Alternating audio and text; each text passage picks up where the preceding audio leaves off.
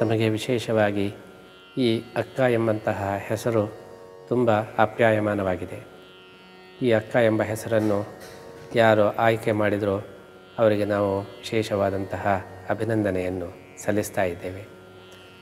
ಈ ಅಕ್ಕ ಎಂಬಂಥ ಹೆಸರು ಆಕಸ್ಮಿಕವಾಗಿ ನಮ್ಮ ಕನ್ನಡ ಕೂಟಗಳನ್ನೆಲ್ಲ ಪ್ರತಿನಿಧಿಸಿದರೂ ಇದು ಇಡೀ ನಮ್ಮ ದೇಶದ ಒಂದು ಸಂಸ್ಕೃತಿಯ ತಿರುಳನ್ನು ಪ್ರತಿನಿಧಿಸ್ತಾ ಇದೆ ಎಂಬುದು ನಮಗೆ ತುಂಬ ಸಂತೋಷ.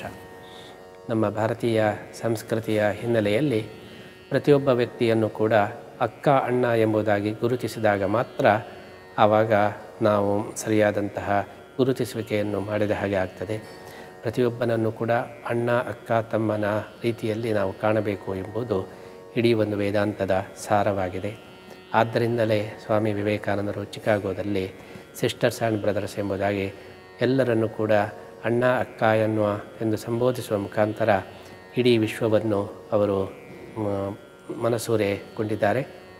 ಆದ್ದರಿಂದ ಇವತ್ತು ಇಂತಹ ಭಾವನೆ ಎಲ್ಲ ಕಡೆ ಹರಡಿದಾಗ ಜಗತ್ತಿನಲ್ಲಿ ಸಾಮರಸ್ಯ ಶಾಂತಿ ನೆಲೆಸಲಿಕ್ಕೆ ಸಾಧ್ಯವಿದೆ.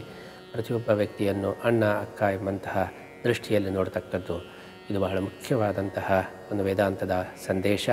ಅಂತಹ ಒಂದು ನಮ್ಮ ಭಾರತೀಯ ಸಂಸ್ಕೃತಿಯನ್ನು ಪ್ರತಿನಿಧಿಸ್ತಕ್ಕಂತಹ ಶಬ್ದವೇ ನಮ್ಮ ಕರ್ನಾಟಕದ ಕನ್ನಡಿಗರ ಒಂದು ಎಲ್ಲ ಒಕ್ಕೂಟದ ಒಂದು ಅಭಿಧಾನವಾಗಿದೆ ಎಂಬುದು ಅತ್ಯಂತ ಸ್ತುತ್ಯವಾದಂತಹ ಅಭಿನಂದನೀಯವಾದಂತಹ ವಿಷಯವಾಗಿದೆ.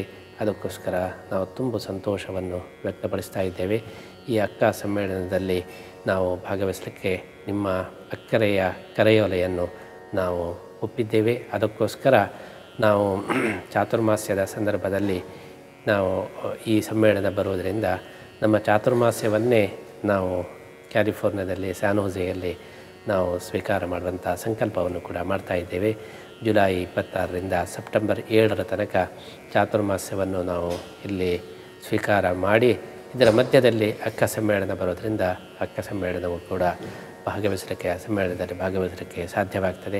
ಯಾಕೆಂದರೆ ಚಾತುರ್ಮಾಸ್ಯದಲ್ಲಿ ಬೇರೆ ಕಡೆಗೆ ನಾವು ಸಂಚಾರ ಮಾಡೋದು ನಿಷಿದ್ಧವಾದ್ದರಿಂದ ಚಾತುರ್ಮಾಸ್ಯವನ್ನೇ ಇಲ್ಲಿಯ ನಮ್ಮ ಸ್ಯಾನ್ ಹೋಸೆಯ ಹತ್ತಿರ ಸಮ್ಮೇಳನದ ಹತ್ತಿರ ಇರತಕ್ಕಂತಹ ನಮ್ಮ ನೂತನವಾದಂತಹ ಶ್ರೀಕೃಷ್ಣ ವೃಂದಾವನ ದೇವಸ್ಥಾನದಲ್ಲಿ ನಾವು ಸ್ವೀಕಾರ ಮಾಡ್ತಾ ಇದ್ದು ಅಕ್ಕ ಸಮ್ಮೇಳನದ ಯಶಸ್ಸಿಗಾಗಿ ನಾವು ಶ್ರೀಕೃಷ್ಣ ವೃಂದಾವನದಲ್ಲಿ ವಿಶೇಷ ಪ್ರಾರ್ಥನೆಯನ್ನು ಕೂಡ ಸಲ್ಲಿಸಲಿಕ್ಕೆ ತುಂಬ ಸಂತೋಷ ಪಡ್ತಾ ನಮ್ಮ ಪೂರ್ಣ ಸಹಕಾರವನ್ನು ಅಕ್ಕ ಸಮ್ಮೇಳನಕ್ಕೆ ನಾವು ನೀಡ್ತೇವೆ ಅಂತ ಹೇಳ್ತಾ ಮತ್ತೊಮ್ಮೆ ಶ್ರೀಕೃಷ್ಣ ಮುಖ್ಯ ಪ್ರಾಣದೇವರ ಅನುಗ್ರಹ ಎಲ್ಲ ಕನ್ನಡಿಗರ ಮೇಲೆ ಆಗಲಿ, ಸಮ್ಮೇಳನ ಯಶಸ್ವಿಯಾಗಿ ಸಂಭ್ರಮಯುತವಾಗಿ ವೈಭವಯುತವಾಗಿ ನಡೆಯಲಿ ಅಂತೇಳಿ ನಾವು ಹಾರೈಸ್ತಾ ಇದ್ದೇವೆ.